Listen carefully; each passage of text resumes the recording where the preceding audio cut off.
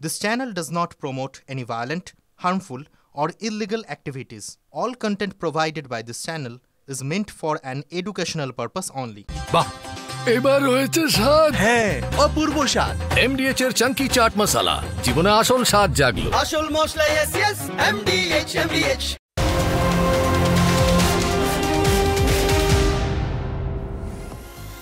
নমস্কার, দেখছেন টিভি9 বাংলা। দুপুরে সুপার প্রাইম টাইমে ফুল অ্যান্ড ফাইনাল নিয়ে আপনাদের সঙ্গে আমি অনির্বাণ, আর আমার সঙ্গে রয়েছেন আমার সহকর্মী শুভ। আমরা দুজনেই এই মুহূর্তে ফুল অ্যান্ড ফাইনালে আপনাদেরকে যে খবরটা দিয়ে শুরু করবো, আপনাদের কাছে যে খবরটা দেব, চাঁপাইনবাবগঞ্জের বাসিন্দা অথচ ভোট দিয়েছেন মুর্শিদাবাদের লালগোলায়। বিশেষ নিবিড় সমীক্ষা নিয়ে জল্পনার আবহেই মুর্শিদাবাদে একই বুথে ভোটার তালিকায় তিন জন বাংলাদেশি, যারা ইতিমধ্যেই অনুপ্রবেশের দায়ে গ্রেফতার হয়ে রয়েছেন। অর্থাৎ এই বাংলাদেশিরা, অবৈধ অনুপ্রবেশকারীরা ভোটার তালিকায় ছিলেন। কথা বলবো আমাদের প্রতিনিধি কৌশিকের সঙ্গে। কৌশিক, একদমই দেখো, যখন এসআইআর নিয়ে তোলপাড় হচ্ছে তখনই কিন্তু সামনে আসছে তিনজন বাংলাদেশি যারা চাঁপাইনবাবগঞ্জের বাসিন্দা, তারা কিন্তু ভোট দিয়েছেন এই রাজ্যে লালগোলা বিধানসভা কেন্দ্র নতুন গ্রামের একই বুথে তিনজনের নাম রয়েছে, যারা পিন্টু শেখ, ফরিদ শেখ এবং জিয়াউল শেখ। তারা কিন্তু একই সময়ে ভারতে এসেছিলেন এবং ভারতে আসার পর ভারতীয় মেয়েকে বিয়ের পর মামা শ্বশুরকে বাবা সাজিয়ে ভোটার লিস্টে নাম তুলেছিলেন এবং তারা ভোটও দিয়েছেন। যে বারংবার কিন্তু একটা বাংলাদেশি বিতর্ক শুরু হয়েছে, তার মধ্যেই যে এই বাংলাদেশিদের নাম সামনে এসেছে। এর আগেও মুর্শিদাবাদ জেলায় নওদা, হরিয়ারপাড়া বিভিন্ন এলাকায় জঙ্গি সংগঠনের যে সাদ রাদি, তার নাম সামনে এসেছিল। এছাড়াও আরও বিভিন্ন এলাকায় বাংলাদেশি, জলঙ্গিতে কয়েকজন বাংলাদেশি ভোটার তালিকায় নাম সামনে এসেছিল এবং এরপর লালগোলা, অর্থাৎ বাংলাদেশিরা যে মুর্শিদাবাদে কোথাও না কোথাও ছেয়ে আছে সেটা বলাই বাহুল্য। এবং এর পাশাপাশি তোমাকে জানিয়ে রাখি, যারা পুরনো জাল নথি তৈরি করত তাদেরকে গ্রেপ্তারের পরেই কিন্তু এই তিনজনের তথ্য মিলেছে। সেই জাল নথি কেন্দ্রে, আধার কার্ডের কেন্দ্রে কিন্তু পুলিশ তল্লাশি দিয়ে কয়েকজনকে গ্রেপ্তার করেছিল। তাদের কাছে জাল আধার কার্ড, ভোটার কার্ড, বিভিন্ন নথি উদ্ধার হয়েছিল। সেই নথি উদ্ধারের পর তদন্তে নামে সেই ধৃতকে গ্রেপ্তারের পর তার কাছে জিজ্ঞাসাবাদ করতে কিন্তু এই তিন বাংলাদেশির নাম উঠে আসে। অর্থাৎ যারা জাল আধার কার্ড, ভোটার কার্ড তৈরি করছিল, তারা এই রকমভাবে নথি দিয়ে বিভিন্ন এলাকায় বাংলাদেশিদের ভারতে থাকতে সহযোগিতা করেছে, ভোটার লিস্টে থাকতে নাম রাখতে সহযোগিতা করেছে, বিভিন্নভাবে তাদেরকে ভারতীয় নাগরিক বানানোর চেষ্টা করা হয়েছে। এই এসআইআর হলে হয়তো মনে করা হচ্ছে আরও অনেক নাম বাদ যাবে। ইতিমধ্যেই তুমি জানো যে রাজনৈতিক চাপানুতর শুরু হয়েছে, যদিও এলাকার বিধায়ক বলছেন যে এটি আইনের বিষয়, যেটা আইন বিচার মাফিক হবে, কিন্তু সেই জায়গায় বাংলাদেশিদের নাম কিভাবে উঠল এবং সব থেকে বলা বাহুল্য বা যে একটা দেখার বিষয় রয়েছে তাদের ডেট অফ বার্থ এবং তাদের বয়স কোথাও যেন সব এক 1995 হোক বা 30 হোক, সব এক। সেখানে আরও নজর কাড়া রয়েছে যে এই ডেট অফ বার্থগুলির ক্ষেত্রে। ধন্যবাদ কৌশিক। বারুইপুর পূর্বে 102 নম্বর বুথের ভোটার লিস্টে 32 জন বাংলাদেশির খোঁজ পাওয়া যাচ্ছে। বিরোধী দলনেতা শুভেন্দু অধিকারীর দাবি ঘিরে ইতিমধ্যেই শোরগোল পড়ে গিয়েছে। হঠাৎ করে অনেকের নাম কোথা থেকে এলো বুঝতে পারছি না, তদন্তের দাবি স্থানীয় বাসিন্দাদের একাংশ। আর এই 32 জনের মধ্যে বেশিরভাগই বাংলাদেশি, এই দাবি করছে স্থানীয় বিজেপি কর্মীরা। আমার সহকর্মী অভিজ্ঞানের কাছে আরও বেশ কিছু ডিটেল রয়েছে, আমি ওর কাছ থেকে জানবো। অভিজ্ঞান, এখনো পর্যন্ত এই 32 জন সম্বন্ধে কি তথ্য পাওয়া যাচ্ছে? দেখো, তোমাকে যেটা দেখি যে মূলত যে বারুইপুর পূর্ব বিধানসভা এলাকার বেলেগাছি গ্রাম পঞ্চায়েত রয়েছে, এটা ক্যানিং এর লাগোয়া এলাকা, এবং সেখানকার 32 জনের একটি তালিকা বিরোধী দলনেতা তিনি প্রকাশ করেছেন সামাজিক মাধ্যমে। এবং সেখানকার যেটা চিত্র যেটা উঠে এসছে, যেটা তিনি অভিযোগ যেটা করছেন, যে ওখানকার 101, 102, 104, 105 এই যে সমস্ত যে বুথগুলি রয়েছে, সেখানকার বুথগুলিতে 100% হিন্দু ধর্মাবলম্বী মানুষ সেখানে বসবাস করেন এবং সেখানে আচমকাই কিন্তু সেখানে মুসলিম ধর্মাবলম্বী কিছু মানুষের নাম যারা ভোটার তালিকায় সংযোজিত হয়েছে, যারা ওই এলাকাতে বসবাস করে না। আর এটা নিয়ে তিনি যেটা বলতে চাইছেন যে বাংলাদেশিদেরকে মূলত ওই এলাকায় সেখানে নতুন ভোটার হিসেবে তাদের নাম কিন্তু অন্তর্ভুক্ত করে দেওয়া হয়েছে, যাদের কোনো অস্তিত্ব নেই। ফলে এই বিষয়টা নিয়ে কিন্তু তিনি সামাজিক মাধ্যমে অভিযোগটা তুলেছেন। যদিও অর্থাৎ এই 32 জন এরা কারা, যে অভিযোগ এখনো পর্যন্ত উঠছে, সেই বিষয় নিয়ে যাবতীয় তথ্য খতিয়ে দেখা হবে, আমরা আশা করব। কিন্তু কিছু রাজনৈতিক বক্তব্য আমাদের কাছে আছে, আমি পিসিআরকে বলবো শোনাতে। সানা কি জানেন তাইদের খায়রা সানা, আর ওই একটা ফ্যামিলি, সব ওর সব একটাই ফ্যামিলি। এরা পুরোপুরি বাংলাদেশে খুলনার বাসিন্দা। এর এখানে আমরা একদিন জিজ্ঞাসা করেছি, আমি জিজ্ঞাসা করেছি যে তোমরা এখানে কোথা থেকে আসলো, কে এনেছে, নাম তুলে। তা ওরা নাম তুলছিল রামকৃষ্ণ বলি স্কুলে। তখন আমি ওদেরকে বার করে দিয়েছিলাম, বলছি আমরা হরেন্দ্র পল্লীর লোক, আমি বেরো ওখান থেকে। তা বলছে এরা বেলে গেছি, আমি বেরো ওখান থেকে, এখানে তোদের কোনো চার্জ নেই। কি করে ওদের ভোটের নাম উঠলো আমি জানি না। নাম উঠলো কিভাবে সেইটা তদন্ত করলে বেরিয়ে যাবে, কে তুলে দিল ওদের, কে এনে দিয়েছে নাম, সেটা করলে বেরিয়ে যাবে। দুদিন আগে জমি কিনলো কি রাজা নাকি নাম, সেও বাংলাদেশি ছেলে। জিজ্ঞাসা করলাম আধার কাগজ দাও, পুলিশকে জমা দেবো। সে তো তারপর দিয়ে তার দেখাই পায় না। শুভেন্দু অধিকারী যে তথ্যটা দিয়েছে একদম ঠিক। এর মধ্যে দুই একটা নাম এদিক ওদিক হতে পারে। আর যারা বাংলাদেশ থেকে এসে এখানে অধিকাংশই পূর্ব বাংলার লোক। তারপরে যেটা যাদের বাড়িতে গেছিলেন তারাই বলবে, তারা বাংলাদেশি কিনা তারাই বলবে। 32 জনের নাম কিভাবে ঢুকলো এগুলো যারা ঢুকিয়েছে রাজ্য সরকার বুঝবে কিভাবে ঢুকিয়েছে, বিএলওরা বুঝবে। যে লিস্টটা উনি করেছে কোথা থেকে পেলো, কি নিজে বানালো, সেটা আমার জানা নেই। ওনার মাথা খারাপ হয়ে গেছে। 2025-এর লিস্ট, দীপ মজুমদার, পিতা বিপুল মজুমদার, সিরিয়াল নাম্বার হচ্ছে নাম্বার 7, সায়ানা সানা। ইনি বলছেন এগুলো নাকি বাংলাদেশি মুসলমান, রোহিঙ্গা। তাহলে এখানে আদৌ এখানে কোনো রোহিঙ্গা থাকে না। আর আমার এখানে কোনো বাংলাদেশি মুসলমান আমার ভোটে, আমার বুথে 104 নম্বর বুথে কোনো বাংলাদেশি রোহিঙ্গা নেই। বুথে মোট ভোটার 715, তার মধ্যে মৃত ভোটার 49। এসআইআর আবহে মেদিনীপুর শহরে ভোটার লিস্টে ব্যাপক গড়মিলের অভিযোগ। নির্বাচন কমিশনের কাছে অভিযোগ দায়ের বিজেপির। অভিযোগের সত্যতা খুঁজতে বাড়ি বাড়ি গিয়ে তথ্য তালাশ করে TV9 বাংলা। এসআইআর চালুর আবহে মেদিনীপুর শহরের একটি 8 নম্বর ওয়ার্ডের 166 নম্বর অংশের আমরা একটি সার্ভে শুরু করেছিলাম ভোটার তালিকা হাতে নিয়ে। 715 জন মোট ভোটার রয়েছে, মহিলা রয়েছে 377 জন এবং পুরুষ ভোটার রয়েছে 338 জন। মোট এই 715 জন ভোটারের মধ্যে অভিযোগ আসছে যে প্রায় 49 জন ভোটার ভুয়ো রয়েছেন, যারা মৃত এই এলাকায় বা এই বুথে মোট 49 জন মৃত ভোটার রয়েছেন। আমরা সেটাই বাড়ি বাড়ি গিয়ে একবার খুঁজে বের করার চেষ্টা করব যে আদৌ যে অভিযোগটা আসছে তার সত্যতা কতটা। কেউ আছেন নাকি? সুনীল করণ আপনার মানে আপনার দাদা, উনি কি আছেন? কতদিন আগে মারা গেছেন? 23 সালের সেপ্টেম্বর। আপনাদের দিক থেকে যাবতীয় উদ্যোগ আপনারা নিয়েছেন, এখনো নাম কাটানো হয়নি, রয়ে গেছে নাম। আমার বিষয়ে আপনার দাদা, আমার কাকা, উনিও মারা গেছেন। উনিও মারা গেছেন। বাবা ওই তো বললাম দীর্ঘ 5 বছর হবে, আর তার বছর 2 আগে কাকা মারা গেছিল। আসলে আমাদেরকে ওটা তো একটু তো যোগাযোগের উদ্যোগ নিয়ে মানে বলবে, আধিকারিকদের উদ্যোগ নিয়ে উদ্যোগ নিয়ে বলবে যে আপনারা যারা যারা মেয়েছে তাদের বলুন, যারা যারা মারা গেছে তাদের বলুন। তো সেইভাবে যদি আসে তাহলে আমি বলে আপনারা তো ডেথ সার্টিফিকেট নিয়েছেন নিশ্চয়ই? হ্যাঁ, ডেথ সার্টিফিকেট আছে। হামিদান খুশি মানে কি হন আপনার মা? উনি কি বেঁচে আছেন? মারা গেছেন কতদিন আগে? মোটামুটি 4 বছর।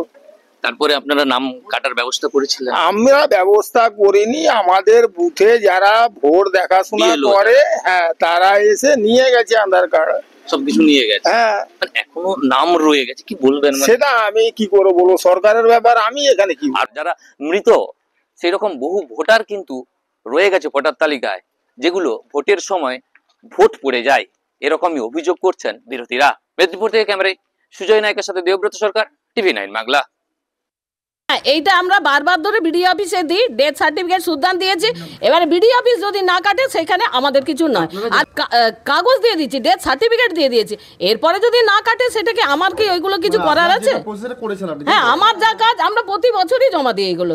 হ্যাঁ হ্যাঁ হ্যাঁ, আমার এবারে এসলে আমি কি করব? আমরা তো প্রতি বছর দিই, নাম কিন্তু কাটে না। হতে পারে, কিন্তু এই রোলটা মানে সারা বছরের যে কাজগুলো হচ্ছে সেটা কিন্তু ড্রাফট ফর্মে কিন্তু আমাদের এসআইআরের ঠিক আগেই কিন্তু এটা পাবলিশ হবে। সেটা সমস্ত পোলিং স্টেশনে যেভাবে আমরা শো করাই সেরকম হবে। তখনই এই যে ডিলিশন যা হয়েছে বা অ্যাডিশন যা নতুন করে হয়েছে সেই বছরের মধ্যে সেগুলো সেই রোলেই কিন্তু রিফ্লেক্ট হবে। ওখানকার বিএলও, পশ্চিমবঙ্গের ম্যাক্সিমাম জায়গার বিএলও যারা প্রিভিয়াসলি কাজ করেছেন তারা তৃণমূলের দ্বারা নিয়ন্ত্রিত। এই জন্যই সেই বিএলওগুলোকে বেছে বেছে অ্যাপয়েন্টমেন্ট দিয়েছে কে? সংশ্লিষ্ট ডিএম। সেই জন্য সংশ্লিষ্ট বিডিও ডিএম এসডিওরা দিয়েছে বলেই এইভাবে মৃত ভোটার, ভুয়ো ভোটার, মিসিং ভোটার কে আমরা বারবার খুঁজে পাচ্ছি। এই মুহূর্তে আমার সঙ্গে তৃণমূল কংগ্রেস মুখপাত্র অরূপ চক্রবর্তী রয়েছেন। অরূপবাবু, তৃণমূল কংগ্রেসের পক্ষ থেকে মমতা বন্দ্যোপাধ্যায়, অভিষেক বন্দ্যোপাধ্যায়রা বারবার বলছেন, দাবি করছেন যে একজন ভোটারের নামও যেন বাদ না যায়, ভোটার লিস্ট থেকে যেন কারোর নাম বাদ না যায়। তা ভোটার লিস্টে যদি 49 জন মৃত ভোটার থাকেন, এইমাত্র দেখাচ্ছিলেন আমাদের প্রতিনিধি, স্থানীয় এসডিও স্বীকার করলেন, বিএলও স্বীকার করলেন, যদি ভোটার লিস্টে 3 জন বাংলাদেশি অনুপ্রবেশকারীর নাম থাকে, মুর্শিদাবাদে আমাদের প্রতিনিধি দেখাচ্ছিলেন, যারা ইতিমধ্যে গ্রেফতার হয়ে গিয়েছে অনুপ্রবেশকারী বলে, কিন্তু এর আগে অন্তত 2টো বিধানসভা নির্বাচনে তারা ভোট দিয়েছে। আপনারা কি চাইবেন এদের নামও ভোটার লিস্টে থেকেই যাক, এসআইআরে এদের নাম যেন বাদ না যায়? প্রথম কথা, এই তথ্যটা আপনাকে কে দিল যে আমরা চাইছি এদের নাম থাকুক? না, আপনারা তো বলছেন ভোটার লিস্ট থেকে যেন একজনের নাম কাটা না যায়, এরাও তো ভোটার লিস্টে আছে। জেনুইন ভোটারেরও নাম কাটা না যায়, আমরা বলেছি জেনুইন ভোটার, ফ্যাক্ট ডিস্ট্রাক্ট করাটা অপরাধ। জেনুইনটা মিসিং ছিল এতদিন পর্যন্ত, জুড়ে নিলাম, ওকে, তারপরে বলুন। না, মমতা ব্যানার্জির বক্তব্যটা শুনে নেবেন। আমার মনে হয় আপনার একটুখানি সিলেক্টিভ অ্যামনেসিয়া হচ্ছে। মমতা ব্যানার্জির বক্তব্যটা যদি পুরোটা শোনেন, যে একজনও জেনুইন ভোটারের নাম যেন বাদ না দেওয়া যায়। আর কোনো মানুষ মারা গেলে শুধু মুখে বললেই তো মারা গেছে হয় না, তার ডেথ সার্টিফিকেটের কপি সংশ্লিষ্ট বাড়িতে গেলে সেই বাড়ির লোক যতক্ষণ না প্রোভাইড করবেন ততক্ষণ আপনি কি করে অ্যাসিওর্ড হবেন যে সেই ব্যক্তিটি মারা গেছেন? রাজনৈতিক প্রতিদ্বন্দ্বিতার কারণে, রাজনৈতিক শত্রুতার কারণেও তো কারণ নাম বাদ। না, আমরা তো ওই বাড়িগুলোতেই করান আনলাম, প্রায় অবনী বাড়ি আছর মতো করে জিজ্ঞাসা করলাম। আপনি কবিতা পড়েন তাই জিজ্ঞাসা করলাম, মানে আপনাকে বললাম আপনি বুঝলেন নিশ্চয়ই। তেমনি তোমার দেখা নাই রে, তোমার দেখা নাইও বহু বাড়িতে পাওয়া গিয়েছে। একদম অপনি যেরকম বাড়ি আছে কিনা জানার জন্য তাহলে তার সেই বাড়ির লোক তারা কি ডেথ সার্টিফিকেটের কপি জমা দিয়েছেন সংশ্লিষ্ট ইয়ারোকে? তারা যেটা বলছেন সেটা আরো ইন্টারেস্টিং। অরূপবাবু শুনবেন, আমি আপনাকে বাইকটা আবার শোনাতে পারি। তাদের মধ্যে কয়েকজনের বক্তব্য, স্থানীয় তৃণমূলের লোকজন তো এসে সব নিয়ে গেছেন। কেউ কেউ বলছেন বিএলও মানে ব্লক লেভেল অফিসারও এসে নিয়ে গেছেন, কিন্তু তারপরেও বছরের পর বছর কি করে ভোটার তালিকায় নাম থেকে যান তারাও বুঝতে পারেন না। কারোর বাবা 4 বছর আগে, কাকা 3 বছর আগে মারা গেছেন, এখনো দিব্যি জলজল করছেন ভোটার তালিকায়। নির্বাচন কমিশন যে তৃণমূল চালায় এটা জেনে আমার ভালো লাগছে, আমার আনন্দই হচ্ছে যে তৃণমূলের এত ক্ষমতা, যে তৃণমূল নরেন্দ্র মোদী নিযুক্ত নির্বাচন কমিশনার তাকে তৃণমূল চালায়, এটা ভাবতে আমার ভালোই লাগছে। এই যে মমতা বন্দ্যোপাধ্যায় কয়েকদিন আগে মনে করিয়ে দিলেন আপনারা কিন্তু সারা বছর আমাদেরই কর্মী, শুধু ভোটের সময় নির্বাচন কমিশনের কর্মী। আমাদের মানে পশ্চিমবঙ্গ সরকারের কর্মী, মমতা ব্যানার্জি পশ্চিমবঙ্গ সরকারের হেড। আমি ওটাই বলছিলাম, ভুলটা কোনটা এখানে? তথ্যগতভাবে ভুলটা কোনটা আপনি আমাকে বলুন। যে Mamata Bandyopadhyay head of the state নন আর তারা পশ্চিমবঙ্গ সরকারের কর্মী নন, এটা না ভুল নয় তো, আমি তো একদম ঠিক বলেই জিজ্ঞাসা করছি। তার মানে আপনাদের কর্মীরাই এটা করে যাচ্ছে সারা বছর ধরে? না, আমাদের কর্মী না, করছে ইলেকশন কমিশনের লোকরা। ERO appointed by the election commissioner, ERO appointed by the ERO. এটা বুঝতে হবে এই প্রসেসটা। কোনো মানুষের নাম মৃত বললেই শুধু বাদ দেওয়া যায় না, সংশ্লিষ্ট রিভিশনের কাজ sole responsibility lying on election commission. যেই ইলেকশন কমিশন বিহারের লিডার অফ অপোজিশনের নাম বাদ দিয়ে দিচ্ছে তেজস্বী যাদবের, তারা যারা জেনুইন মৃত ভোটার তাদের নাম বাদ দিতে পারছেন না। একটা কথা বলবো, আপনি আমি যে জমানায় বড় হয়েছে, আমার মনে হয় আপনারও একই অভিজ্ঞতা। ছোটবেলায় আমি কোনো ভালো কাজ করলে বাবা বলতো আমার ছেলে, খারাপ কিছু করলেই মাকে বলতো তোমার ছেলে কি করেছে শোনো। ব্যাপারটা ওরকম লাগছে না শুনতে? না, ব্যাপারটা একদম ওরকম লাগছে না। ব্যাপারটা বরং উল্টে আমার মনে হচ্ছে যে আজকে ইলেকশন কমিশন তাদের নিজের অপদার্থতা ঢাকার জন্য অন্যের ঘাট দিয়ে খেলে।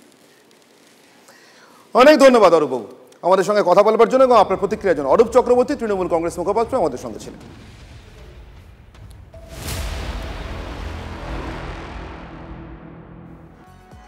অন্যদিকে আজ থেকে আপনারা জানেন আরও এক নতুন প্রকল্প, যে প্রকল্পের নাম আমাদের পাড়া আমাদের সমাধান। তার কর্মসূচি ইতিমধ্যেই শুরু হয়ে গিয়েছে। অনেকটা ওই দীঘায় জগন্নাথ মন্দিরের প্রসাদ বিলির মতোই এবার আমাদের পাড়া আমাদের সমাধান এই কর্মসূচি ৭০ নম্বর ওয়ার্ড দিয়ে সূচনা হলো। মুখ্যমন্ত্রীর বিধানসভার অন্তর্গত এই ওয়ার্ডে আমরা জানি যে অবাঙালি ভোটার মানে অবাঙালি মানুষজনের আধিক্য সেখানে বেশি।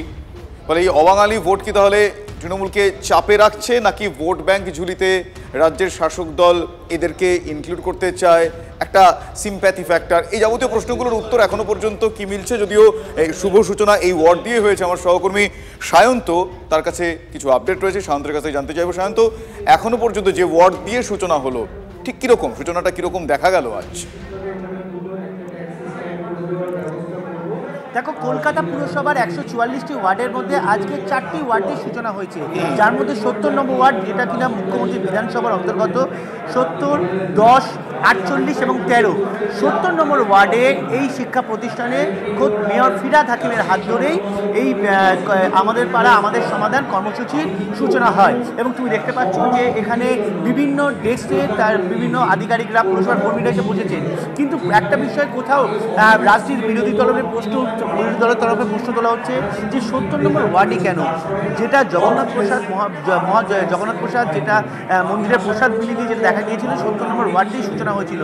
এক্ষেত্রেও দেখা গেল 4টি ওয়ার্ডের মধ্যে শুধুমাত্র মেয়র 70 নম্বর ওয়ার্ডে এসেছেন এবং 70 নম্বর ওয়ার্ডে এলেন, এখানে মানুষের সঙ্গে কথা বললেন। কোথাও একটা তারা প্রশ্ন তুলছে বিরোধী দলের তরফে যে তাহলে কি শাসক দলের এই ভবানীপুর বিধানসভায় 70, 71, 72-এর মতো ওয়ার্ডগুলো নিয়ে কোথাও চিন্তার ভাত করছে কপালে? কোথাও কি 70 নম্বর ওয়ার্ডের যে ভোট ব্যাংক সেটাকে নিজের ঝুলিতে আনতে চাইছে? স্বাভাবিকভাবে এই প্রশ্ন কিন্তু উঠে আসছে। আমি এই বিষয়ে একবার এখানকার যিনি জনপ্রতিনিধি অসীম বসু, আমি তার কাছেও একবার জানবো যে অসীমদা কি বলছে। অসীমদা, এই যে একটা বিষয় উঠে আসছে সেটা হচ্ছে 70 নম্বর ওয়ার্ড, একটা বিষয় উঠে আসছে 70 নম্বর ওয়ার্ড। 70 নম্বর ওয়ার্ড মেয়র এলেন, 4টি ওয়ার্ডের মধ্যে প্রথম মেয়র ফিরহাদ হাকিম এখানে এলেন। বিরোধীদের প্রশ্ন 70 নম্বর ওয়ার্ডই কেন? বিধানসভা ভবানীপুর মুখ্যমন্ত্রী বলে কোথাও কি ভোট ব্যাংকের প্রশ্ন? প্রশ্নটা যদি আপনি করেন আমি উত্তর দেবো, বিরোধীরা কি বললো সেটা নিয়ে আমি বিচলিত নই। আমিই করি, সেটা কি উত্তর? উত্তর এটাই হবে যে এই দিনটা খালি ছিল, আজকেরই শুরু হচ্ছে এবং সেই জায়গা থেকে আমি সুযোগ পেয়েছি, এটা গডস গ্রেস, যে আমি মানুষকে পরিষেবা দেওয়ার সুযোগটা পেয়েছি, মানুষের অসুবিধে সুবিধে সেই ব্যাপারটা শোনার সুযোগ পেয়েছি। আমি অ্যাক্টিভলি জিনিসটাকে অর্গানাইজ করে নিয়েছি এবং স্বাভাবিক কারণে আপনারা জানেন যে আজকেরই শুরু হয়েছে আমার পাড়া আমার সমাধান। সেই জায়গা থেকে দাঁড়িয়ে আপনারাও সবাই এসছেন, মানুষের কাছে পৌঁছচ্ছে, মানুষ এসে মহাপ্রসাদ যখন বিলি হচ্ছিল সেটাও তো 70 দিয়েই শুরু হয়েছিল, এবারও দেখা যাচ্ছে মেয়র এই ওয়ার্ড থেকে সূচনা করছেন। কোথাও কি এই ওয়ার্ড বাড়তি প্রায়োরিটি দেওয়া হচ্ছে মুখ্যমন্ত্রী বিধানসভা বলে নাকি ভোট ব্যাংক? মহাপ্রসাদ দেওয়াতে তো মেয়র আসেননি, মেয়র আসেনি, শুরু হয়েছিল 70 নম্বর ওয়ার্ড। আমার কাছে প্রসাদ এসে গেছিলো, আমি প্রসাদ ফেলে রাখবো না, জগন্নাথ মহাপ্রভুর প্রসাদ, সেটা যত তাড়াতাড়ি মানুষের কাছে পৌঁছে দেবো সেটাই তো কাজ। আপনি পেলে কি করতেন, দিতেন না? এক্ষেত্রে কি কথা ভোট ব্যাংকের কথা ভাবা হচ্ছে? অবাঙালি ভোট ব্যাংক, ভোট আমাদের সঙ্গেই থাকবে, কারণ জন্ম থেকে মৃত্যু পর্যন্ত মানুষের পাশে মমতা বন্দ্যোপাধ্যায় সৈনিক হিসেবে, অভিষেকের সৈনিক হিসেবে আমরাই থাকি। বেশ, অর্থাৎ আজকের এই প্রকল্প আমাদের পাড়া আমাদের সমাধান, তার কর্মসূচি 70 নম্বর ওয়ার্ড দিয়ে সূচনা করলো। বিরোধীরা বলছে 26-এর ভোটের আগে এটা হচ্ছে নাকি তৃণমূলের প্রচার, এই আমাদের পাড়া আমাদের সমাধান। ওরা জানে যে হেরে যাবে, तो हारने वाले को हारने का बहाना चाहिए। ওই সবের সাথে আমাদের কাজ আমরা করে যাব, আমরা চলি সমুখ পানে, কে আমাদের রুখবে? রইল যারা পিছুর টানে, কাঁদবে তারা কাঁদবে। দুয়ারে সরকারের পর 26-এর আগে রাজ্য সরকারের মেগা প্রকল্প আমাদের পাড়া আমাদের সমাধান। রাজ্য সরকারের উদ্যোগে এবার বুথ স্তরে প্রশাসন, সরাসরি হবে নাগরিক সমস্যার সমাধান। রাজ্যের মোট 80,000 বুথের মানুষের কাছে এই পরিষেবা পৌঁছবে রাজ্য সরকার। আজ থেকে আগামী 3রা নভেম্বর পর্যন্ত এই কর্মসূচি চলবে। পাওয়া যাবে মোট 16 রকমের পরিষেবা। কথা বলবো আমাদের প্রতিনিধি রনির সঙ্গে, উত্তরবঙ্গ থেকে রয়েছেন আমাদের সঙ্গে। আজকে রনি, তোমার এলাকায় আমাদের পাড়া আমাদের সমাধান কেমন হলো? মানে কর্মসূচি তো আজ থেকে শুরু হলো, কেমনভাবে শুরু হলো, কেমন দেখছো ছবিটা? দেখো অনির্বাণ, আজকে কিন্তু আমাদের পাড়া আমাদের সমাধান এই যে কর্মসূচি রাজ্য সরকারে শুরু হয়েছে, প্রথম দিনেই কিন্তু ধূপগুড়ি মহকুমা এলাকায় কিন্তু বিশৃঙ্খলা দেখা গিয়েছে। সব বলে রাখা দরকার যে ধূপগুড়ি ব্লকের বারোঘড়িয়া গ্রাম পঞ্চায়েত এলাকা, সেখানে কিন্তু এই সমাধান যে কর্মসূচি নেওয়া হয়েছে সেখানে কিন্তু বিজেপি কর্মী সমর্থকরা রীতিমতো বিক্ষোভ দেখান এবং সেখানে যেটা তারা অভিযোগ তুলেছেন যে সেই এলাকার মানুষ কিছু তাদের অভিযোগ জানাতে গিয়েছিলেন যে দুয়ারে সরকার ক্যাম্পে অভিযোগ জানানো হয়েছিল এলাকার সমস্যা নিয়ে, কিন্তু সেই সমস্যার সমাধান হয়নি। তারপরে আবারও দুয়ারে সরকারের পর এবার আমাদের পাড়া আমাদের সমাধান কর্মসূচি, এবং সেখানে তারা তাদের সেই অভিযোগ তুলতে গেছিলেন এবং তাদেরকে বাধা দেওয়া হয়েছে এই অভিযোগ তুলে, এবং তারপরে কিন্তু বিক্ষোভে ফেটে পড়েন বিজেপি কর্মী সমর্থকরা। পরে পুলিশ এসে কিন্তু পরিস্থিতি সামাল দেয়। পাশাপাশি কিন্তু অন্য ছবি একটা রয়েছে ভিন্ন ছবি, সেটা ধূপগুড়ি সুকান্ত মহাবিদ্যালয়। সেখানে কিন্তু ধূপগুড়ি শহরে যে আমাদের পাড়া আমাদের সমাধান কর্মসূচি চলছে, সেখানে কিন্তু মহকুমা শাসক নিজে বসে রয়েছেন। ঠিক পিছনে দেখলেই বুঝতে পারবে যে সেখানে কিন্তু দুয়ারে সরকারও একসাথেই চলছে এবং সেখানে কিন্তু বিভিন্ন কর্মসূচি মানুষদের আকৃষ্ট করতে বিভিন্ন ধরনের উদ্যোগ নেওয়া হয়েছে। এখানে আমি একবার মহকুমা শাসক রয়েছেন এবং তিনি কিন্তু এখানে গ্রামের মানুষদের ম্যাপ শেখাচ্ছেন, যেই এলাকায় আমাদের পাড়া আমাদের সমাধান যে এলাকার মধ্যে হবে, এলাকার সমস্যা রয়েছে সেই নিয়ে কিন্তু এখানে তিনি রয়েছেন। আমরা একবার মহকুমা শাসকের সাথে কথা বলবার চেষ্টা করব যে কি কি পরিকল্পনা রয়েছে। ম্যাডাম বলছি যে আজকে বলছি যে কতগুলো জায়গায় ধূপগুড়ি সাব ডিভিশনে এই ক্যাম্প চলছে? এটা আমি বললাম তো আপনাকে সকালে, ওই যে দুটো ইন ধূপগুড়ি ব্লক অ্যান্ড দুটো একটা বানারহাট ব্লকে আর মিউনিসিপ্যালিটিতে একটা। তো এখানে কেমন সাড়া পাচ্ছেন?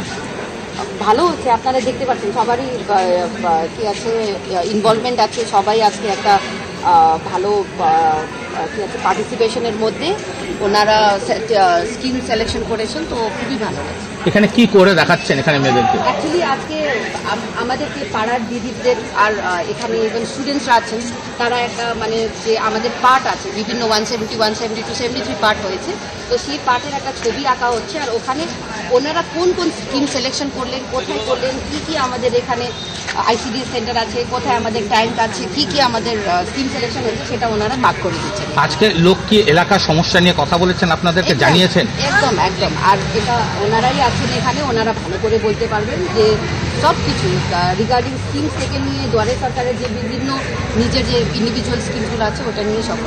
আজকে বারোঘুরি এলাকায় একটা বিশৃঙ্খলা হয়েছে, সেখানে বিক্ষোভ আমাদের পাড়ায় আমাদের সমাধান। রনি, তুমি নজর রাখো, নিশ্চিতভাবে সামনে ৩রা নভেম্বর পর্যন্ত এই কর্মসূচি যখন চলবে তখন তোমার এই এলাকায় সে কর্মসূচি পরবর্তী দিনে কিভাবে চলে সেদিকেও আমাদের নজর থাকবে। এসআইআর এর কোপে এবার খোদ বিহারের প্রাক্তন উপমুখ্যমন্ত্রী তেজস্বী যাদব। বিশেষ নিবিড় সমীক্ষায় বিহারের বর্তমান দলনেতা তথা লালুপুত্র তেজস্বী যাদবের নাম বাদ যাওয়ার অভিযোগ উঠেছে। ভোটার লিস্টের নামটাই থাকলো না, তাহলে আমি প্রার্থী হব কি করে, প্রশ্ন তুলেছেন তেজস্বী। गंभीर है ये।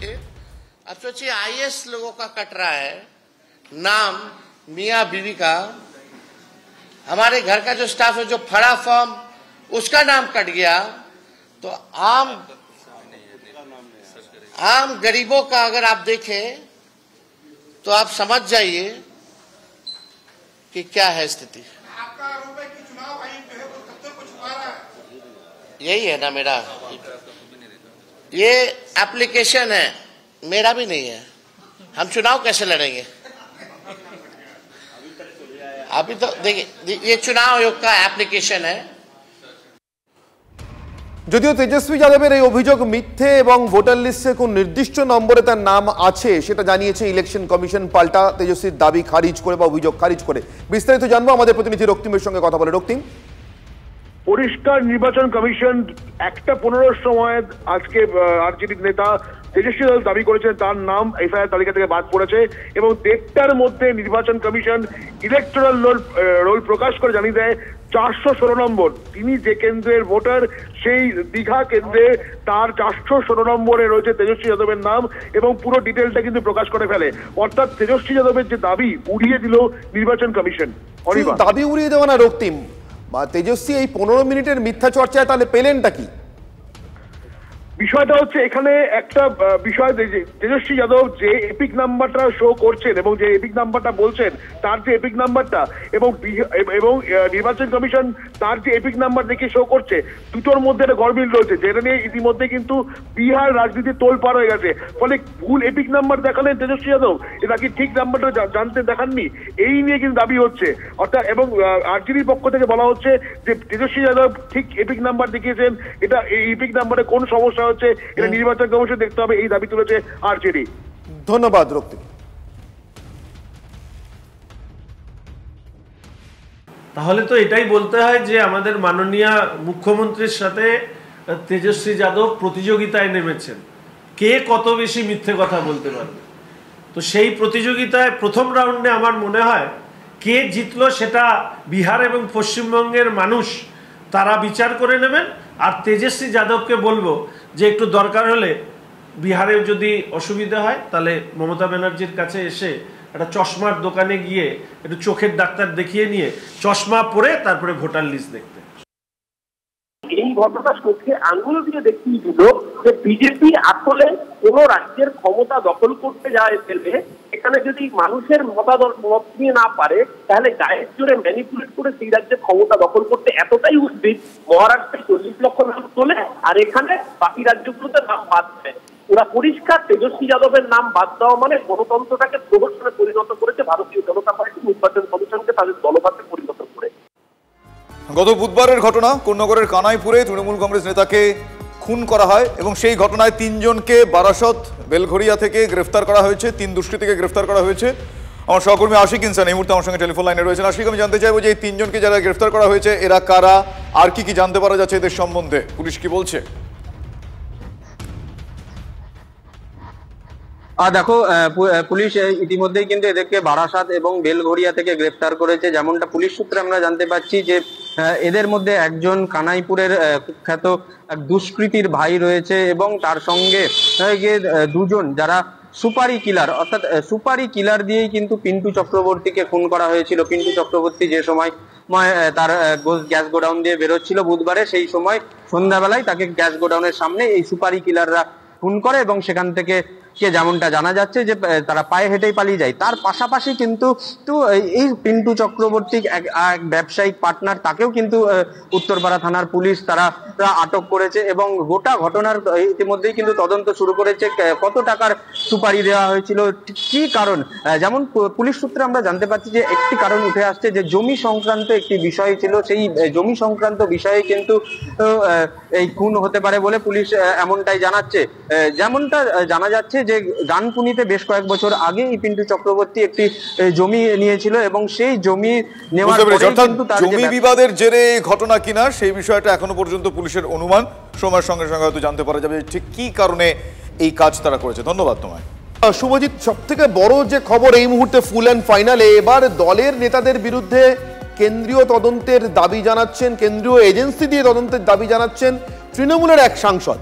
আবার যে সে সাংসদ নন, তিনি দলের অত্যন্ত গুরুত্বপূর্ণ একটি আসনের সাংসদ, যাকে জেতানোর জন্য তৃণমূল কম ঘাম ঝরায়নি এবং যে আসনের ফলাফলের দিকে গত লোকসভা নির্বাচনে রীতিমতো নজর ছিল মানুষের। ইসিএল এ দুর্নীতির অভিযোগ আর দলের নেতাদেরই একাংশের বিরুদ্ধে এবার কেন্দ্রীয় এজেন্সি দিয়ে তদন্ত দাবি করে বসলেন সাংসদ কীর্তি আজাদ। ঠিকই ধরে শুনছেন আপনারা, বর্ধমান দুর্গাপুরের সাংসদ কীর্তি আজাদ। তার বক্তব্য সিবিআই অথবা ইডির তদন্ত চাই এবং সেই তদন্ত চেয়ে তিনি কেন্দ্র সরকারকে চিঠি লিখেছেন। বর্ধমান দুর্গাপুর কেন্দ্রের তৃণমূল সাংসদ কীর্তি আজাদের এই চিঠিকে ঘিরে রীতিমতো শোরগোল পড়ে গিয়েছে জেলা রাজনীতিতে। ইসিএল এর দুর্নীতিতে জেলা সভাপতি নরেন্দ্রনাথ চক্রবর্তী এবং যিনি বিধায়কও বটে একই সঙ্গে তৃণমূল কংগ্রেসের, তার ঘনিষ্ঠদের বিরুদ্ধেই অভিযোগের আঙুল তুলেছেন তৃণমূল সাংসদ কীর্তি আজাদ। শিল্প শহরে রীতিমতো অস্বস্তিতে শাসক দল। কথা বলবো আমাদের প্রতিনিধি প্রদীপ্তর সঙ্গে। প্রদীপ্ত কান্তি ঘোষ আমার সঙ্গে রয়েছেন। প্রদীপ্ত, হয়তো ভয়ঙ্কর ঘটনা, একেবারে উল্টো ঘটনা, যে কেন্দ্রীয় এজেন্সি তদন্ত করতে এলেই তৃণমূল কংগ্রেস বলতো রাজনৈতিক উদ্দেশ্য প্রণোদিত, সেই তৃণমূল কংগ্রেসেরই একজন সাংসদ কীর্তি আজাদ, যিনি আবার বিজেপি থেকে এসে তৃণমূলে যোগ দেওয়া, তিনি কেন্দ্রীয় সরকারকে চিঠি লিখছেন কেন্দ্রীয় এজেন্সি তদন্ত চেয়ে দলেরই বিধায়কের বিরুদ্ধে। দেখো, এটা খুবই তাৎপর্যপূর্ণ একটা বিষয়। তার কারণ দলের সাংসদ তিনি দলীয় নেতাদের বিরুদ্ধে চিঠি লিখছেন এবং যে সে নন, পশ্চিম বর্ধমানের তৃণমূল কংগ্রেসের জেলা সভাপতি, দুর্দণ্ড প্রতাপ নেতা বলে পরিচিত নরেন্দ্রনাথ চক্রবর্তীর যারা সহযোগী, তারাই ইসিএল এর দুর্নীতির সঙ্গে জড়িয়ে রয়েছে এবং তাদের বিরুদ্ধে রাজ্য পুলিশে বা রাজ্যের গোয়েন্দা সংস্থার উপরে কিন্তু ভরসা দেখাচ্ছেন না এই বর্ধমান দুর্গাপুরে তৃণমূল সাংসদ, প্রাক্তন ক্রিকেটার, তিনি সরাসরি সিবিআই ইডির তদন্তের কথা বলছেন এবং এটা যে এই রাজ্যের আইন শৃঙ্খলা পরিস্থিতির ক্ষেত্রে রাজ্যের মানুষ যে ভরসা করছে না এই রাজ্যের পুলিশকে, শুধু তাই নয় তৃণমূলের সাংসদ ভরসা করতেন, এই বিষয়টিকে সামনে রেখে বিজেপির তরফ থেকেও ইতিমধ্যে এক্স হ্যান্ডেলে পোস্ট করে কিন্তু তারাও কটাক্ষ করেছেন প্রাক্তন রাজ্য সভাপতি কেন্দ্রীয় শিক্ষা প্রতিমন্ত্রী সুকান্ত মজুমদার। এখন দেখার বিষয় যে তৃণমূল কংগ্রেসের তরফ থেকে এই নিয়ে কি প্রতিক্রিয়া আসে, তার কারণ রাজ্যের সাংসদ, তৃণমূল কংগ্রেসের সাংসদ, তারা বারংবার পক্ষপাতমূলক আচরণ করার অভিযোগ তোলেন এই সিবিআই ইডির বিরুদ্ধে। আর সেই সিবিআই ইডির কাছেই এবার দলের সাংসদ তিনি তদন্ত চাইছেন এবং তুমি যেমনটি বলছিলে যে কোনো সাংসদ নয়, কীর্তি আজাদের কিন্তু অন্য একটা পরিচিতি আছে, জাতীয় রাজনীতিতেও তার একটা পরিচিতি আছে। একেবারে আমার সঙ্গে থাকো প্রদীপ্ত, নরেন্দ্রনাথ চক্রবর্তী যার বিরুদ্ধে এই অভিযোগ কীর্তি আজাদের, তার বক্তব্য আমরা শুনে নেব, তিনি কি বলেছেন এ প্রসঙ্গে। যারা অন্যায় করেছে আমরা প্রশাসনকে জানিয়েছি, প্রশাসন বিষয়টি দেখছে, আমাদের প্রশাসনের উপর ভরসা আছে। যারা অন্যায় করেছে তারা প্রত্যেকে নিশ্চয়ই গ্রেপ্তার হবে। আমার জানা নেই তো যে আপনার লোকেই কয়লা করছে এবং ইডি সিবিআই করতে বলেছেন, পুলিশের ভরসা নেই। আমার এরকম কোনো জানা নেই। আমরা শুনছিলাম নরেন্দ্রনাথ চক্রবর্তী, পাণ্ডবেশ্বরের তৃণমূল কংগ্রেস বিধায়ক এবং পশ্চিম বর্ধমান জেলা তৃণমূল কংগ্রেসের সভাপতি। তার বক্তব্য, তিনি একদিকে বলছেন যারা অন্যায় করেছে তাদের বিরুদ্ধে ব্যবস্থা হবে, অর্থাৎ কোথাও যে একটা অন্যায় চলছিল সেটা স্বীকার করছেন নরেন্দ্রনাথ চক্রবর্তী, এবং কীর্তি আজাদ যে তদন্ত চেয়েছেন সেটা তিনি জানেন না কেন্দ্রীয় এজেন্সি তদন্ত সম্পর্কে। আমার সঙ্গে এই মুহূর্তে আসানসোলের প্রাক্তন মেয়র জিতেন্দ্রনাথ তেওয়ারি আমার সঙ্গে রয়েছেন। জিতেন্দ্রনাথ বাবু, আপনাকে স্বাগত। আপনি নিশ্চয়ই নরেন্দ্রনাথ চক্রবর্তী বনাম কীর্তি আজাদের এই গন্ডগোলের বিষয় শুনেছেন, যার কেন্দ্রবিন্দুতে রয়েছে কয়লা দুর্নীতি এবং যার জন্য কীর্তি আজাদ কেন্দ্রীয় এজেন্সি তদন্ত চাইছেন তারই দলের নেতাদের বিরুদ্ধে। না দেখুন, এটা তো আমরা বিজেপি তো লাস্ট 1 বছর ধরে আমরা বলে আসছি যে এখানে যত অবৈধ কাজকর্ম চলছে সবকিছুর পিছনে তৃণমূল কংগ্রেসের জেলা সভাপতি নরেন্দ্রনাথ চক্রবর্তী যুক্ত। এবার ওনাদের দলের সাংসদ এই প্রশ্ন তোলাতে এটা আমাদের যে দাবি ছিল সেটা সত্যি প্রমাণিত হলো, এবং এটাও ঠিক যে উনি ঠিকই করেছেন যে কেন্দ্রীয় সংস্থার কাছ থেকে তদন্তের দাবি করেছেন, কারণ রাজ্য পুলিশ তো টিএমসি নেতাদের বিরুদ্ধে তদন্ত করবে না। তো কেন্দ্রীয় সংস্থা যদি এটা তদন্ত করে তাহলে দোষী ব্যক্তি অ্যারেস্ট হবে। ধন্যবাদ। জিতেন্দ্রনাথ তেওয়ারি আমাদের সঙ্গে ছিলেন। আমরা শুনে নেব এ প্রসঙ্গে প্রদীপ মজুমদার, রাজ্যের পঞ্চায়েত মন্ত্রী এবং ওই জেলারই বিধায়ক, তার বক্তব্য। আমি এটা জানি না, আমি শুনলাম, শুনে আমি খবর নেব। আমি এটা জানি না, সত্যিই জানি না। এই ধরনের চিঠি লিখেছেন আমার এমপি, আমি তো জানি না। আমাকে যদি কপি দিতেন তাহলে আমি নিশ্চয়ই ওনার সঙ্গে কথা বলে রিয়াকশান দিতাম।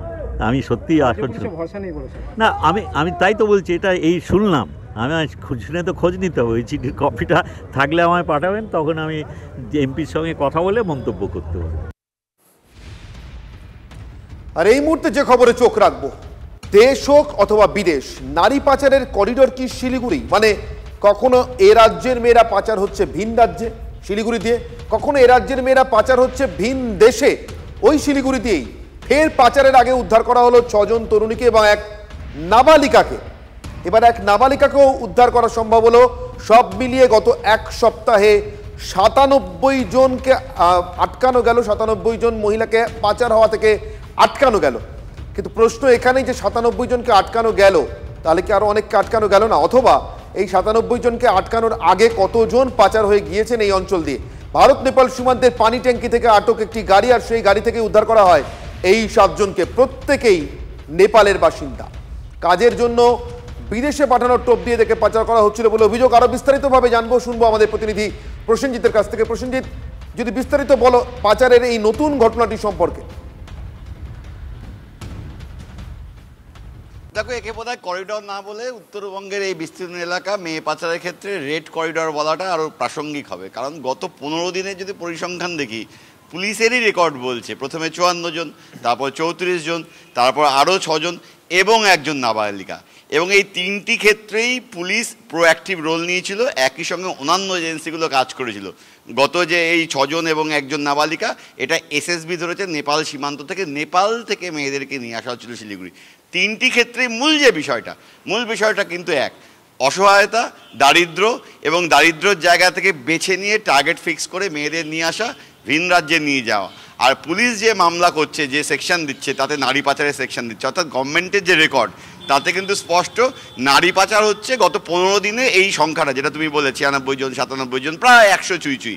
তাহলে প্রশ্ন, এতদিন ধরে এই এলাকায় ঠিক বাস্তবের ছবিটা ঠিক কেমন? আমরা প্রথমে দেখলাম চা বাগান এলাকা থেকে পাচার হলো, তারপরেও টনক নড়লো না, তারপরে আবার 34 জনকে রুট বদল করে নিয়ে যাওয়া হলো বাসে করে, রাঁচি, সেখান থেকে ব্যাঙ্গালোর, সেটাও পুলিশ ইন্টারসেপ্ট করলো।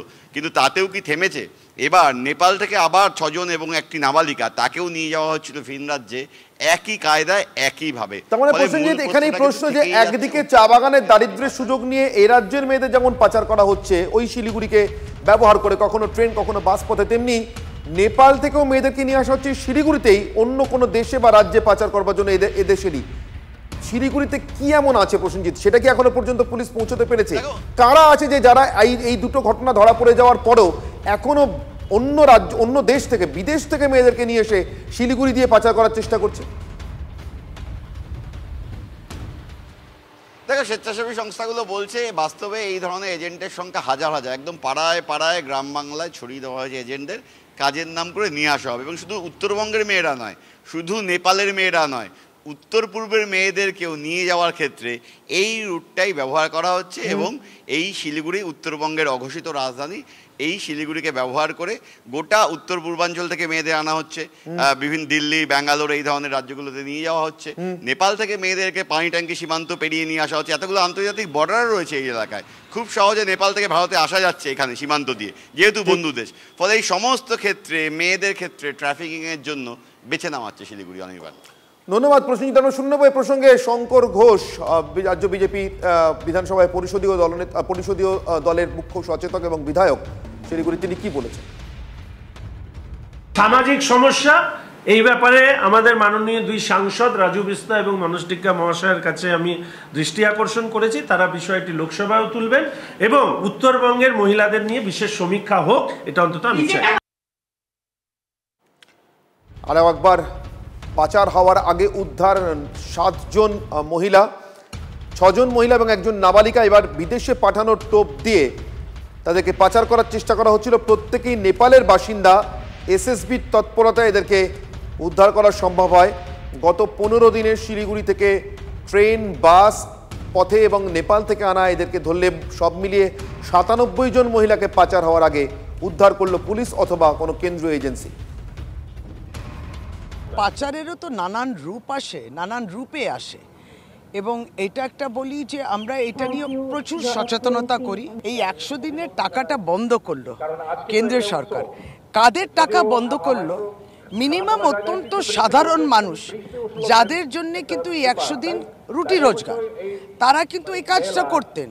মানুষ যদি, যেমন আমাদের রাজ্যে আসে কাজে, ভিন্ন রাজ্যে যদি যায়, আপনি আর্থিক কারণে আপনি কিন্তু কাউকে রুখতে পারবেন, কিন্তু ওই মাইগ্রেশনটা সেফ হতে হবে, সেটা আমরা চেষ্টা করি এবং সেটা আমরা বোঝাই। ভিন রাজ্যে পরিযায়ী বাঙালিদের উপর নির্যাতন, পুরসভার সামনে, কলকাতা পুরসভার সামনে কংগ্রেসের বিক্ষোভ। আপনারা দেখতে পাচ্ছেন এই মুহূর্তে সেই ছবি, কলকাতা পুরসভার সামনে কংগ্রেসের বিক্ষোভ অবস্থানের ছবি। ভিন রাজ্যে পরিযায়ী শ্রমিকদের উপরে নির্যাতন হচ্ছে, তারই প্রতিবাদে কংগ্রেসের এই বিক্ষোভ। কথা বলবো আমাদের প্রতিনিধি দীক্ষা ভূঁইয়ার সঙ্গে। দীক্ষা, জানতে চাইবো তোমার কাছ থেকে বিক্ষোভ সম্পর্কে। দেখো, বিভিন্ন রাজ্যে বাঙালি পরিযায়ী শ্রমিক রয়েছে, তাদের ওপর যে নির্যাতন চলছে সেই নিয়ে আজকে রাজ্যের যুব কংগ্রেস তারা রাস্তায় নেমেছে। সুবোধবলি থেকে তারা রাজভবনে যাবার কথা ডেপুটেশন দেওয়ার জন্য, কিন্তু নিউ মার্কেট থানা এবং কলকাতা পুরসভার মাঝখানে একটা যে ব্যারিকেড করা আছে পুলিশের, সেই ব্যারিকেড রীতিমতো ধস্তাধস্তি চলছে, ব্যারিকেড ভাঙার চেষ্টা চলছে, পুলিশ বাহিনী রয়েছে, কিন্তু অনেকেই প্রায় সেই ব্যারিকেড টপকে চলে আসছে। এবং আমরা দেখতে পাচ্ছি যারা ব্যারিকেড টপকে চলে এসেছে তাদেরকে একে একে প্রিজন ভ্যানে তোলা হচ্ছে, তাদেরকে আটক করা হচ্ছে। এই মুহূর্তে আমরা দেখতে পাচ্ছি অনেকেই, আমরা সেই দেখতে পাচ্ছি অনেকের ট্যাঙ্ক দেখো তবে একজনকে টেনে টেনে ট্যাঙ্কগুলো করে কিভাবে তোলা হচ্ছে। অর্থাৎ আজকে যুব কংগ্রেসের যারা তাদের বক্তব্য ছিল, তারা রাজভবনে যাবেন এবং একটা বড় স্বাক্ষর একটা দেবেন, তারা ডেপুটেশন দেবেন রাজ্যপালের কাছে। কেন ভিন রাজ্যে, বিশেষ করে বিজেপি শাসিত রাজ্যগুলি থেকে বাঙালি পরিযায়ী শ্রমিকদেরকে বাংলাদেশি তকমা দিয়ে তাদেরকে ফেরত পাঠানো হচ্ছে এবং বাংলাদেশ সরকার কারণ হচ্ছে, সেটাকেই মূলত আজকে তারা রাস্তায় নেমেছেন। এবং আমরা সেই ছবি দেখতে পাচ্ছি এবং নিউ মার্কেট থানার মাঝখানে তারা ব্যারিকেড নেয়, সেই ব্যারিকেড টপকে এপাশে যখনই আসার চেষ্টা করলেন তাদেরকে রীতিমতো পুলিশ ধরেকে তুলে নিয়েছে এবং অনেকেই তাদের মধ্যে বক্তব্য রাখছেন। তারা কি বলছেন?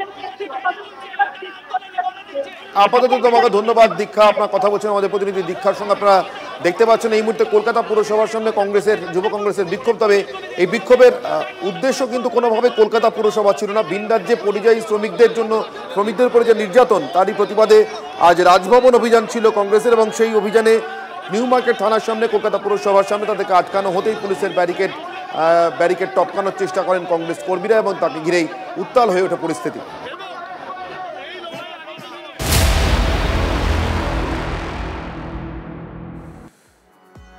এবার আপনাদের আরো একবার সেই ছবিটাই দেখাবো। সংস্কারের অভাবে যেই তিলপাড়া ব্যারেজ ধুঁকছে, কিছুক্ষণ আগে আমার সহকর্মী হিমাদ্রি সেই ছবি দেখাচ্ছিলেন। এবার তৃণমূল এবং প্রশাসনের বিরুদ্ধে 30 কোটি টাকা আত্মসাতের অভিযোগে সিউড়িতে বিজেপির বিক্ষোভ ঘিরে তুলকালাম কাণ্ড। এবার সেই ছবি দেখুন, ডিএম অফিসের সামনে বিজেপির বিক্ষোভ।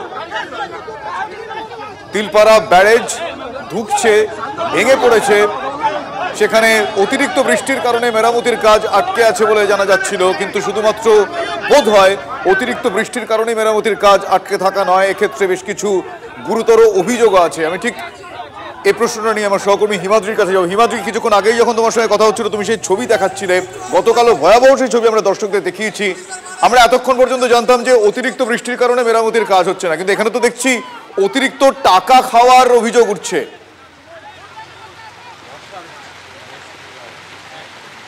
দেখো, একেবারে সেরকমই অভিযোগ। বিজেপি অভিযোগ করছে যে 30 কোটি টাকা টেন্ডার হয়েছিল তিলপাড়া ব্যারেজ সংস্কারের জন্য, সেই 30 কোটি টাকা কোথায় গেল? যদি 30 কোটি টাকা খরচা হয়ে থাকে তাহলে 30 কোটি টাকার মতো কাজ হলো না কেন? এই সমস্ত বিষয়কে সামনে রেখে কিন্তু আজ এই যে প্রশাসন ভবন মোড় রয়েছে সেখানেই কিন্তু বিক্ষোভ শুরু করে বিজেপি নেতাকর্মীরা। এবং সেই বিক্ষোভের সময় মুখ্যমন্ত্রী মমতা বন্দ্যোপাধ্যায়ের বিভিন্ন প্রকল্পের যে ব্যানারগুলি দেখতে পাচ্ছ, লাইট বোর্ড, সেই লাইট বোর্ডগুলিতে কালি লাগানো শুরু করে, মুখ্যমন্ত্রীর মুখে কালি লাগিয়ে দেয় বিজেপির নেতাকর্মীরা। ঠিক সেই সময় কিন্তু বীরভূমের সিউড়ি পৌরসভার চেয়ারম্যান এবং তার সঙ্গে তৃণমূলের বেশ কয়েকজন কর্মী এখানে আসে, তাতে বাধা দেয়। তারপরেই কিন্তু তৃণমূল এবং বিজেপির মধ্যে প্রবল হাতাহাতি, মারামারি শুরু হয়ে যায়। এবং এই ঘটনার পর একাধিক বিজেপি নেতৃত্বকে যেমন আটক করা হয়েছে, পাশাপাশি বিধায়ক তিনি এসপি অফিসে গিয়েছিলেন ডিএসপির সাথে কথা বলতে। তাদের অভিযোগ, মমতা বন্দ্যোপাধ্যায়ের মুখে যারা কালি দিয়েছে কোনোভাবেই তাদের ছাড়া হবে না। এই সমস্ত বিষয়কে নিয়ে কিন্তু একেবারে তুলকালাম পরিস্থিতি সৃষ্টি হয়। কিন্তু তিলপাড়া ব্যারেজ যেই বিষয় নিয়ে এত কিছু কাণ্ড হয়ে গেল, সেই তিলপাড়া ব্যারেজ কিন্তু দীর্ঘদিন ধরে সংস্কার হচ্ছে, কিন্তু সেই সংস্কারের কাজ দীর্ঘদিন ধরে চললেও এখনও পর্যন্ত সম্পূর্ণ হয়নি। জেলা শাসক তিনি যেমন জানাচ্ছেন যে এই সংস্কারের কাজ সম্পূর্ণ করা যাচ্ছে না, তার একটাই কারণ প্রবল বৃষ্টি, ঝাড়খণ্ডের ম্যাসাঞ্জোর জলাধার থেকে জল ছাড়া হচ্ছে। একদমই, যে কারণে আমি সেই বিষয়টা দিয়ে তোমাকে প্রশ্ন করলাম যে প্রবল বৃষ্টির কারণে মেরামতি হচ্ছিল না, কিন্তু এই মুহূর্তে যে পরিস্থিতি, এবার এই যে টাকা আত্মসাৎ করা এই যে অভিযোগ, তাতে আরো ব্যাঘাত ঘটলো কিনা এই মেরামতির, সেই প্রশ্নটা এখানে থেকেই যাচ্ছে। আমরা আশা রাখবো যে মেরামতির কাজ শীঘ্রই শুরু করা সম্ভব হবে।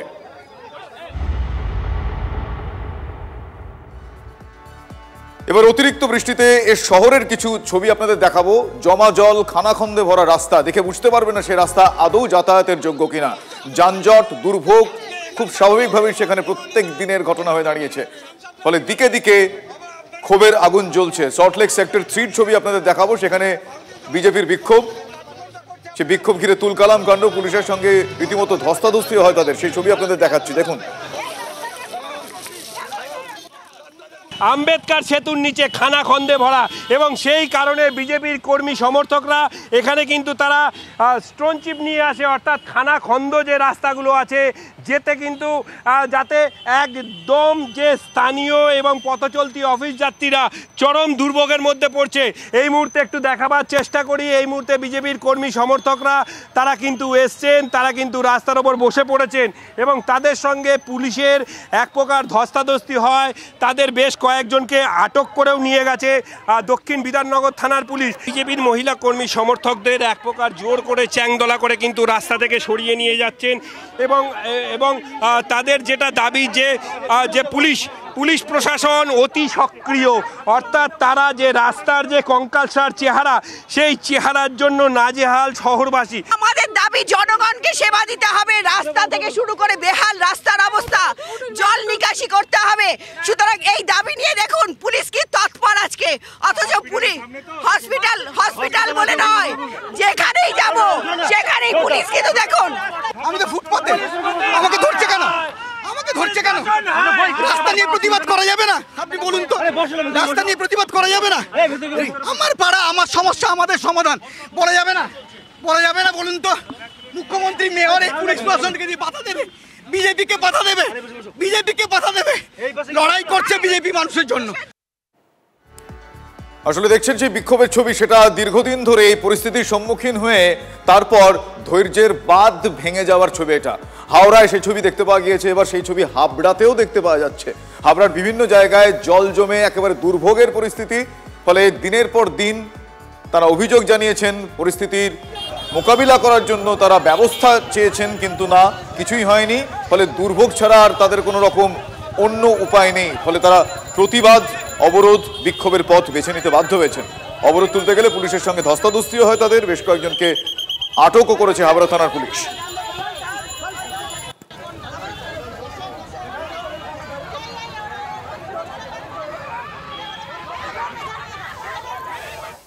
এবার দেখাবো খানাকুলের ছবি। সেখানে বানভাসে বিস্তীর্ণ এলাকা, জল থই থই করছে, ছবি দেখলেই বুঝতে পারবেন।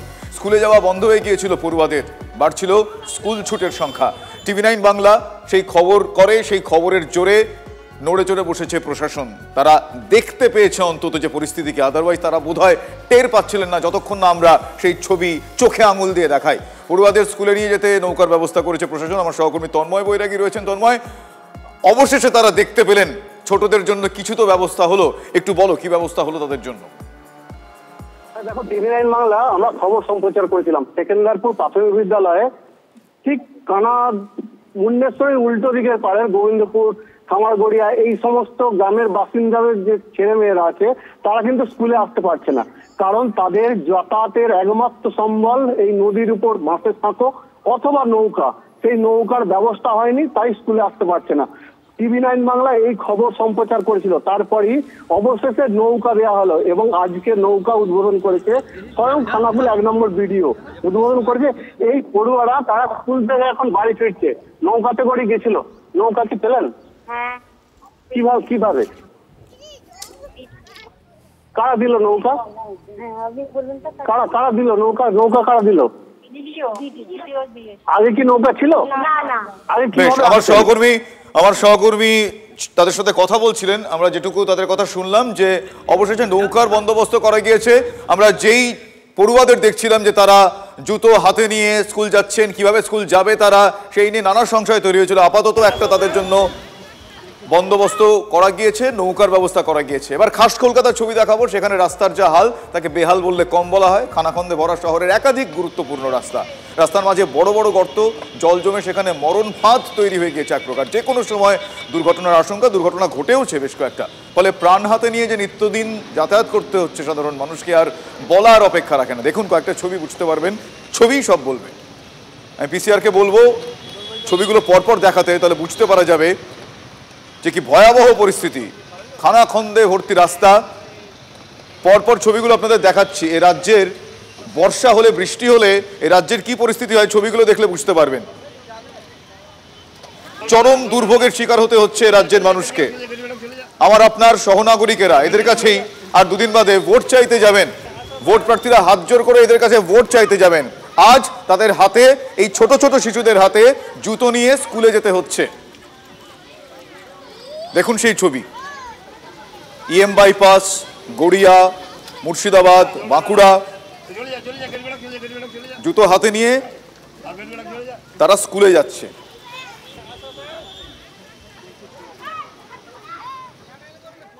আর বেশ কিছু জায়গা আমরা দেখেছি এই পরিস্থিতির মধ্যে দিয়ে দিনের পর দিন যেতে যেতে একটা সময় ধৈর্যের বাঁধ ভেঙে যাবে, ভেঙে গিয়েওছে, কিন্তু তারপর তারা বিক্ষোভ প্রদর্শন করেছেন। কিন্তু দেখা যাক কি হয়। আমার সহকর্মী সত্যজিৎ এই মুহূর্তে কামালগাজিতে রয়েছে। নামটা শুনলেই বুঝতে পারবেন, ওই রাস্তাগুলো ওখান দিয়ে যারা যাতায়াত করেন তারা জানেন যে কি অবস্থা, কি বেহাল দশা। সত্যজিৎ সেখানে রয়েছে। সত্যজিৎ, আরো একবার আমরা দর্শকদের সেই ছবিটা দেখাবো এবং যাদের ছবিটা দেখা দরকার তাদের কাছে ঠিক এইভাবে আরো একবার ছবিটা তুলে ধরবো, প্লিজ। দেখো, আমি যেটা বলে রাখি যে কামালগাছি সহ আশেপাশের প্রচুর এলাকার এরকম রাস্তা খারাপ, কিন্তু এই মুহূর্তে আমি ভাঙড়ে দাঁড়িয়ে আছি এবং সেখানে ভাঙড়ের বেশ কিছু রাস্তারও দুর্দশার অবস্থা।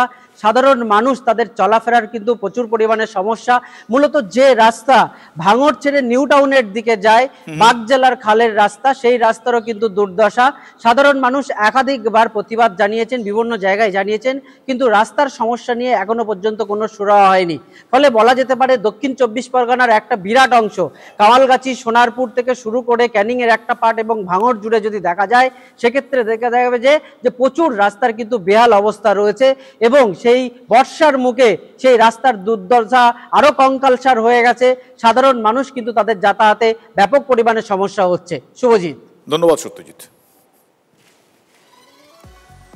জলবন্দি বাঁকুড়ার ইন্দাস, ডুবে রাস্তাঘাট, রাস্তা ডুবে যাওয়ায় বিচ্ছিন্ন যোগাযোগ। টানা বৃষ্টিতে ফুলে ফেঁপে উঠেছে বাঁকুড়ার একাধিক খাল। খালের জল উপচে বন্যা পরিস্থিতিও হয়েছে বিভিন্ন এলাকায়। ভেঙে পড়েছে একাধিক কাঁচা বাড়ি, ব্যাহত জনজীবন। দক্ষিণবঙ্গের বিভিন্ন জেলার মতো বাঁকুড়ার পরিস্থিতিও যথেষ্ট খারাপ। বাঁকুড়া জেলার বিভিন্ন প্রান্তে কিন্তু জল যন্ত্রণার ছবিটা মোটামুটিভাবে একই রকম। এই যে সেতু, এই সেতু দিয়ে কিন্তু প্রতিদিন অসংখ্য মানুষ, শুধু নিত্যযাত্রী না, স্কুল কলেজের পড়ুয়া থেকে শুরু করে সাধারণ মানুষ, ব্যবসায়ী, তারা পারাপার করেন। কিন্তু সেই সেতুর ওপর দিয়ে গত কয়েকদিন ধরে একটানা যে বৃষ্টি, সেই বৃষ্টির জলে কিন্তু এই মুহূর্তে দ্বারকেশ্বর নদ যেভাবে ফুলে ফেঁপে উঠেছে, তাতে কিন্তু এই সেতুর ওপর দিয়ে পারাপার কার্যত বিচ্ছিন্ন। যারা দু একজন নিতান্ত প্রয়োজনে এই সেতু পারাপার করছেন, সেই তারাও কিন্তু জীবনের ঝুঁকি নিয়ে পারাপার করছেন। তবে শুধুমাত্র এই সেতুই নয়, তারা পাশাপাশি বাঁকুড়া জেলার ওপর, বাঁকুড়া জেলার দ্বারকেশ্বর নদের ওপর থাকা আরও একাধিক সেতু, সেগুলি জলের তলায় রয়েছে। ভাদুল সেতু জলের তলায় রয়েছে, মিনাপুর সেতু জলের তলায় রয়েছে। ওই সেতুগুলি দিয়ে যাতায়াত সম্পূর্ণরূপে বিচ্ছিন্ন। ভেবেছিলাম পেরিয়ে যাবো, এবার আমাদের তো ছোট গাড়ি জল ঢুকে মাঝ রাস্তায় গাড়ি দাঁড়িয়ে গিয়েছিল। দিয়ে এক ভদ্রলোককে ডেকে গাড়ি পাড়ে তুলে নিয়ে দাঁড়িয়ে আছি, ছেলের দিকে কোলে করে পার করাচ্ছি। তো বর্ষায় প্রচুর বৃষ্টি, সেই ফাটে ফাটে জল ঢুকে গেছে, দিয়ে উত্তর দিকে দেয়ালটা পড়ে গেছে। 3টে গরু চাপা গিয়েছিল, একটাকে কোনোরকম বাঁচাতে পেরেছি, আর দুটো সঙ্গে সঙ্গী, ও দুটো একদম স্পট ডেথ।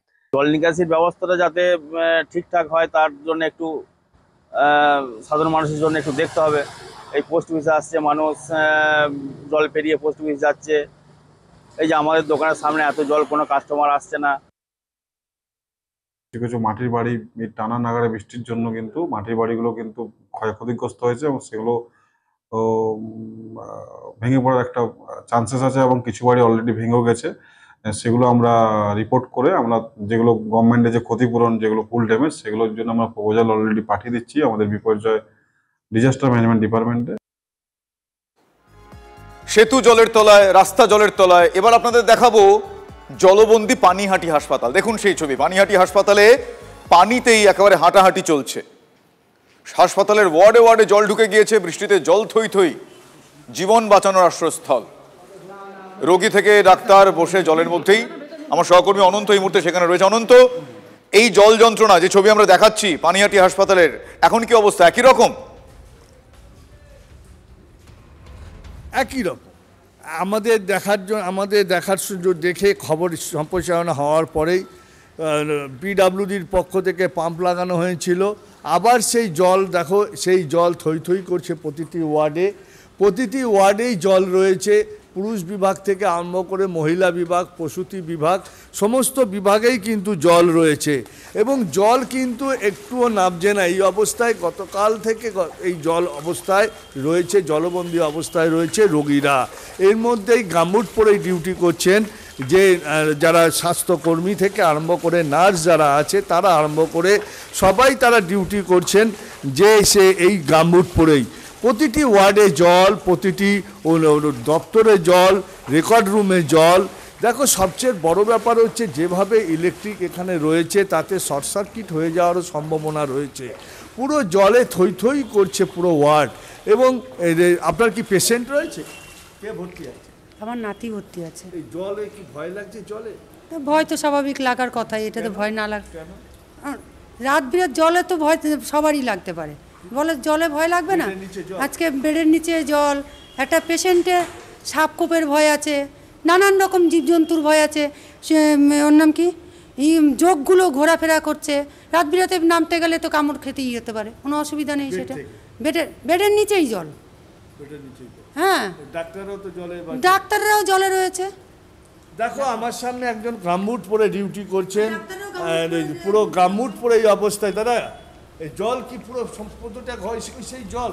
প্রত্যেকটা ঘরে জল আছে। কতক্ষণ ডিউটি করছেন এইভাবে গামবুট পরে জলের? আমাদের তো 6 ঘন্টা ডিউটি, 6 ঘন্টা এখানে বসে থাকতে। কি সমস্যা হচ্ছে? সমস্যা এই কিছুই নাই, জল রয়েছে, এই পোকামাকড় আছে।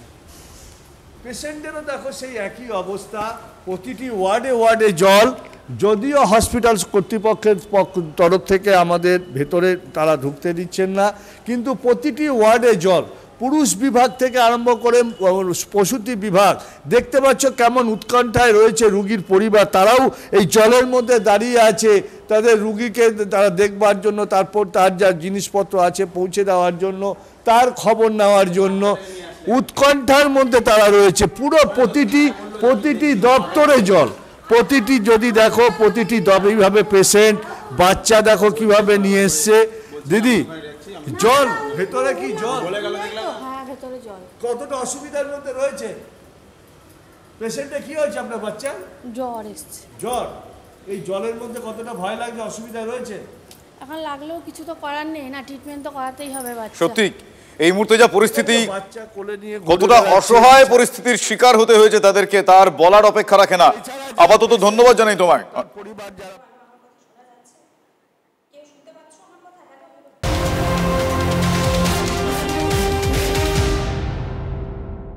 MDH চানা মশলা, এখন ছোলা হোক বা বরবটি দানা, সাদা চানা হোক বা কালো, সব রান্নাই হবে অসাধারণ।